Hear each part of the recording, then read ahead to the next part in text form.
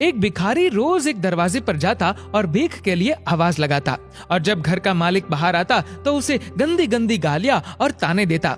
मर जाओ, काम क्यों नहीं करते, जीवन भर भीख ही मांगते रहोगे क्या? और तो और कभी कभी गुस्से में उसे धकेल भी देता।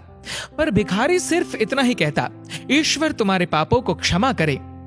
एक दिन सेठ बड़े गुस्से में था, शायद व्यापार में घाटा हुआ था। वो भिखारी उसी वक्त भीख मांगने आ गया। सेठ ने न आव देखा न ताव, सीधा ही उसे पत्थर से दे मारा। भिखारी के सर से खून बहने लगा। फिर भी उसने सेठ से कहा, ईश्वर तुम्हारे पापों को क्षमा करे, और वहां से जाने लगा।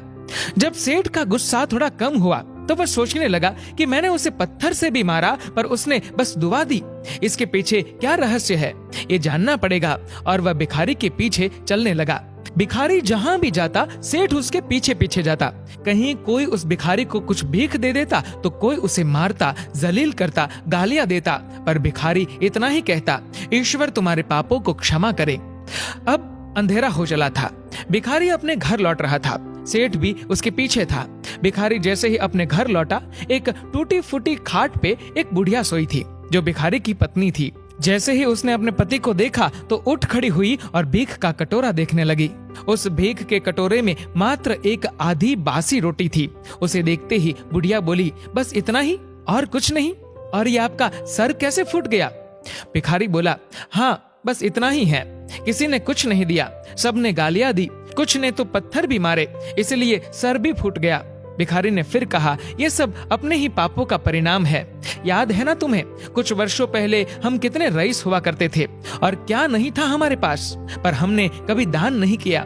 याद है तुम्हें वो अंधा भिखारी? बुढ़िया की आंखों में आंसू आ गए और उसने कहा, हाँ, कैसे हम उस अंधे भिखारी का मजाक उड़ाते थे, कैसे उसे रोटियों की जगह खाली कागज रख देते थे, कैसे हम उसे जलील करते थे, कैसे हम उसे कभी कभी मार या धकेल देते थे। अब बुढ़िया ने कहा, हाँ, सब याद है मुझे, कैसे मैंने भी उसे राह नहीं दिखाई और घर के बने नाले में गिरा दिया था। जब भी वह रोटियां मांगता था तो मैंने बस उसे गालियां ही दी। एक बार तो उसका कटोरा तक फेंक दिया था। और वो अंधा भिखारी हमेशा कहता था कि तुम्हारे पापों का हिसाब ईश्वर करेंगे, मैं नहीं। आज उस भिखारी की बद्दुआ और हाय हमें ले डूबी। फिर भिखारी ने कहा, पर मैं किसी को बद्दुआ नहीं देता, चाहे मेरे साथ कितनी भी ज्यादती क्यों ना हो जाए, मेरे लब पर हमेशा दुआ ही रहती है। मैं अब नहीं चाहता कि कोई और इतने बुरे दिन देखे। मेरे साथ अन्याय करने वालों को भी मैं दुआ देता हूँ, क्योंकि उनको मालूम ही नहीं वो क्या पाप कर रहे हैं, जो सीधा ईश्वर देख रहा है। जैसे हमने भुगती है कोई और ना भुगते, इसलिए मेरे दिल से बस अपना हाल देख के अब दुआ ही निकलती है। सेठ चुपके चुपके सब सुन रहा था। उसे अब सारी बात समझ आ गई थी। बूढ़े बुढ़िया ने आधी रोटी को मिल बांट कर खाया और सब प्रभु की महिमा है बोलकर सो गए। अगले दिन वही भिखारी भीख मांगने सेठ के यहाँ गया। सेठ ने पहले से ही उसके लिए रोटियां निकाल रखी थी, जो उसने भिखारी को दी और हल्की सी मुस्कान भरे स्वर में कहा, माफ करना बाबा, गलती हो गई मुझसे। भिखारी ने कहा, ईश्वर तुम्हारा भला करे, और वो वहां से चला गया।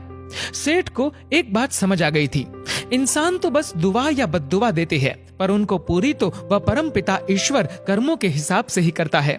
कभी जलील मत करना किसी फकीर को अपनी चौखट पर, खुदा कब कटोरा बदल दे बता नहीं सकते।